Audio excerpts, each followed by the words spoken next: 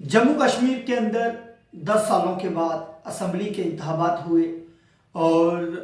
Assembly के इंतखाबात में जम्मू कश्मीर की आवाम ने बढ़ चढ़ के वोट डाला और वोट डालकर अपनी चुनी हुई सरकार बनाने की जो दावेदारी है वो पेश की। इस दौरान जम्मू कश्मीर की आवाम ने नेशनल कॉन्फ्रेंस को 42 सीट्स दी, 29 सीटें भाजपा को मिली, जिसमें पिछले दिनों 2 दिन पहले भाजपा की एक सीट खाली हो गई। जनाब देवेंद्र सिंह राणा जी की इंतकाल हो गया, वफात हो गई, उसके बाद एक सीट जो है खाली हो गई। भाजपा के पास अब 28 सीटें हैं, वहीं नेशनल कॉन्फ्रेंस के पास 42 सीटें हैं और कांग्रेस के पास 6 सीटें हैं और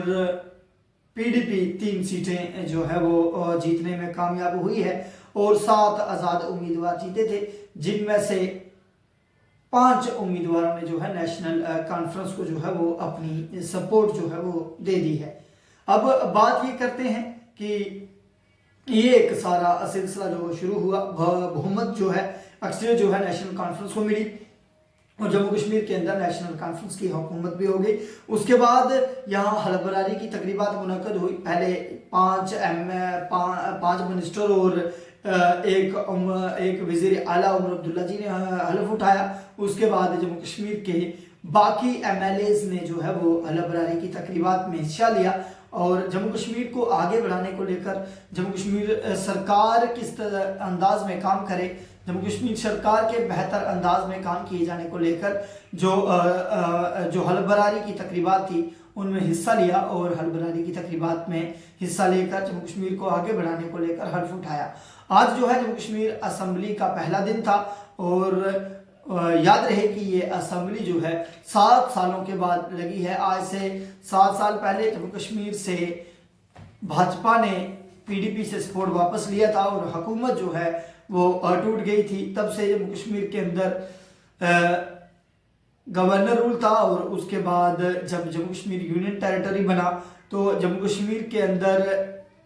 राष्ट्रपति शासन जो है वो लागू था और राष्ट्रपति शासन के चलते जो है लेफ्टिनेंट गवर्नर मनोज सिन्हा जी 2019 के बाद यहाँ अपनी खिदमत जो है वो अंजाम दे रहे थे। पिछले दिनों इंतखाबात हुए, हुकूमत नेशनल कॉन्फ्रेंस की बनी और आज़ाद उम्मीदवारों और कांग्रेस ने नेशनल कॉन्फ्रेंस को जो है वो सपोर्ट किया है। आज असेंबली का पहला दिन था और असेंबली के पहले दिन ही नेशनल कॉन्फ्रेंस ने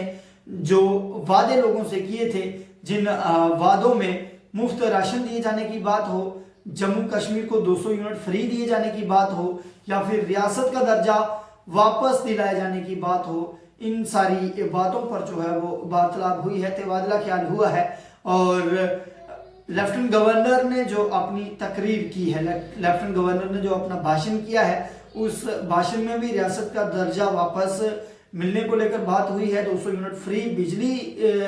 जो है वो दिए जाने को लेकर जो है वो बात हुई है और कल से असेंबली का ये कारवां जो है अब आगे लगातार जो है वो जारी रहेगा। मजीद क्या कुछ अपडेट्स जो है वो आती रहेंगी, आप तक पहुंचाने की कोशिश जो है वो करते रहेंगे। जुड़े रहें JK न्यूज़ नेस्ट के साथ। बहुत बहुत